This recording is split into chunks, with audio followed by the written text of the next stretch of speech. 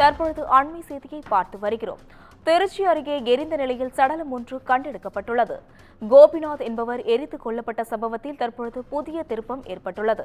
இதுகுறித்த கூடுதல் விவரங்களை செய்தியாளர் கோவிந்தராஜன் வழங்க கேட்கலாம். வணக்கம் கோவிந்தராஜ், உங்க விவரங்களை பதிவு செய்யலாம். அஸ்வினி, திருச்சி மாவட்டம் முசிறி அருகே வேளம்பட்டி கிராமத்தை சேர்ந்தவர் பாலசுப்ரமணியன். இவரது மனைவி செல்வி. இவர்களுக்கு கோபிநாத் என்ற மகனும் ஒரு மகளும் உள்ளனர். இவர்களுக்கு இன்னும் திருமணமாகவில்லை. மகள் கௌசி சென்னையில் படித்து வருகிறார். கோபிநாத் டிப்ளமோ படித்துவிட்டு வீட்டு தோட்டத்தில் விவசாய வேலையும் செய்து வருகிறார்.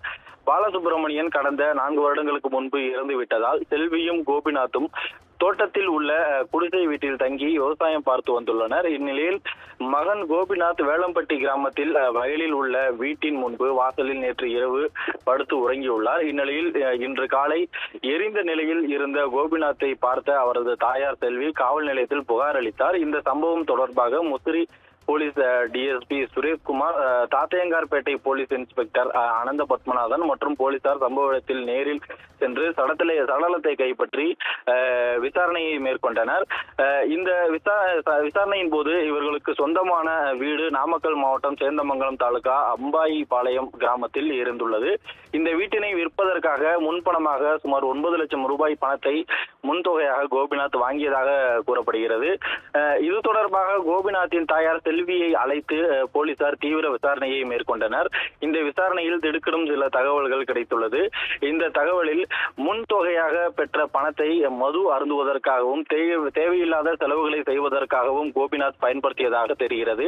இதனால் நேற்று இரவு அவரது தாயார் செல்விக்கும் கோபிநாத்திற்கும் இடையே தகராறு ஏற்பட்டிருக்கிறது. இந்த தகராறில் ஆத்திரமடைந்த செல்வி கோபிநாத்தின் தலையில் கோடாலியால் கடுமையாக தாக்கி இருக்கிறார். இந்த தாக்குதலில் சரிந்து விழுந்த கோபிநாத் அவரை கட்டிலில் தூக்கி அவரது உடலை போட்டு வீட்டில் இருந்த மண்ணெண்ணெயை ஊற்றி அவரை எரித்திருக்கிறார்.